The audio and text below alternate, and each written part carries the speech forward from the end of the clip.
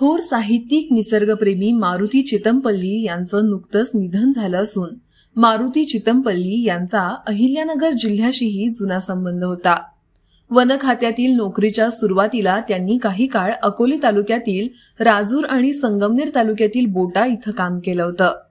चकवा चांदण या आपल्या आत्मचरित्रात त्यांनी राजूर व बोटा येथील दिवसांच्या आठवणी सांगितल्या आहेत। त्यांच्या निधनाचं वृत्त समजल्यावर पर्यावरणप्रेमी अकोलेकरांनी त्यांच्या अकोलेतील आठवणींना उजाळा दिलाय। नांदेड वन विभागातून बदलीनं नगर विभागात विशेष कार्य अधिकारी या पदावर त्यांची नियुक्ती करण्यात आली। नगर येथे मुख्यालय ठेवून त्यांना संगमनेर, श्रीरामपूर, पाथर्डी आणि नेवासे येथील वनविषयक कामानिमित्त दौरे करावे लागत। काही महिन्यांनी संगमनेर तालुक्यातील बोटा येथे त्यांची बदली झाली। बोटा हे नव्यानं निर्माण झालेलं वनपरिक्षेत्र होतं। तिथं नवीन कार्यालय स्थापन करण्यापासून त्यांना सुरुवात करावी लागली। राहण्याची, जेवण्याची आबळ, कडाक्याची थंडी यामुळे येथे ते आजारीही पडले होते। बोटा येथे असताना त्यांनी महसूल विभागाकडून वनीकरणासाठी मोठे क्षेत्र वर्ग करून घेतले। रोज सकाळी उठून कर्मचाऱ्यांना बरोबर घेऊन उजाड डोंगर दऱ्या आणि माळरानातून वनीकरण करण्याच्या उद्देशानं त्या क्षेत्राचं सर्वेक्षण करत ते फिरत असत। याबरोबर त्यांचे पक्षी निरीक्षणही चालत। पक्ष्यांची त्या परिसरात रेलचेल होती असे ते लिहितात। चंडोलाचे अनेक प्रकार तिथे त्यांना पाहायला मिळाले। लावा तित्तरांचे कळप इकडे तिकडे धावताना दिसायचे असं त्यांनी लिहून ठेवलंय। बोटा येथे कार्यरत असतानाच श्रीरामपूर आणि कोपरगाव तालुक्यातील साखर कारखान्यांच्या मालकीच्या उसाच्या मळ्यातील शेतात असणाऱ्या झाडांची मोजणी करण्याचं काम त्यांनी केलं। कामानिमित्तानं पाथर्डी, शेवगाव येथेही त्यांनी दौरे केले। जिल्ह्यात असताना पुणतांबे येथील चांगदेव महाराजांची समाधी, नेवासा येथील ज्ञानेश्वर मंदिर, ज्ञानेश्वर जन्मस्थान असणारे आपेगाव, संत एकनाथ महाराज समाधी पैठण या तीर्थस्थानांना त्यांनी आवर्जून भेटी दिल्या। बोटा येथे असतानाच त्यांची बदली राजूर येथे झाली। नगर जिल्ह्यात जंगलं फक्त राजूर वनक्षेत्रात होती असं निरीक्षण त्यांनी नोंदवलंय। कळसुबाई, भंडारदरा धरण, हरिश्चंद्रगड हा सर्व परिसर राजूर वनक्षेत्रात येतो। कार्याचं मुख्य केंद्र असल्यामुळं भंडारदरा येथे ते नियमित जात। येथेच त्यांची मिस्टर फॉक्स यांच्याबरोबर ओळख झाली। रेल्वेमध्ये अधिकारी असणारे मिस्टर फॉक्स रान बदकांच्या शिकारीसाठी भंडारदरा येथे वारंवार येत। हा परिसर आवडल्यामुळं सेवानिवृत्त झाल्यावर बंगला बांधून ते भंडारदरा येथे स्थायिक झाले होते। जंगलातून भटकंती केलेली असल्यामुळं या परिसरात आढळून येणाऱ्या वन्य प्राण्यांची त्यांना चांगली माहिती होती। भंडारदरा येथे गेले की चितमपल्ली फॉक्स यांची आवर्जून भेट घेत।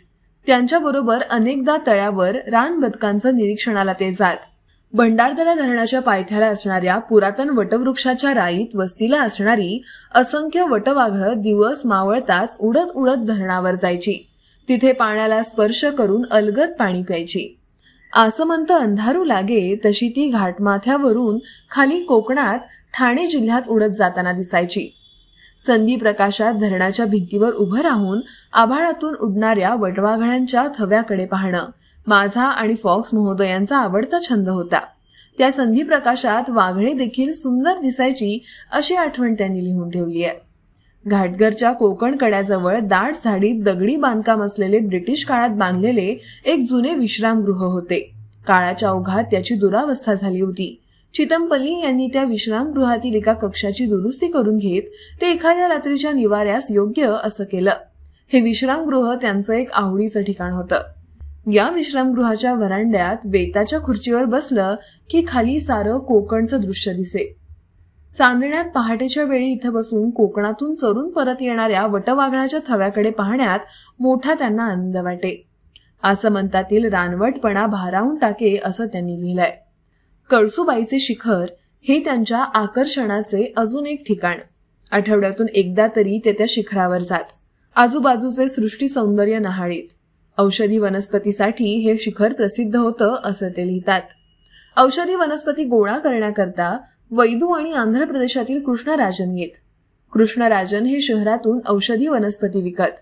रंगाने सावळे, उघड अंग, कमरेला धोतर, केस मानेवर आलेले, कपाळाला कापडाची पट्टी बांधलेली, त्या पट्टीत मोरपीस खोवलेली, औषधी वनस्पतींनी भरलेली झोळी खांद्याला अडकवलेली असं वर्णन त्यांनी केलंय.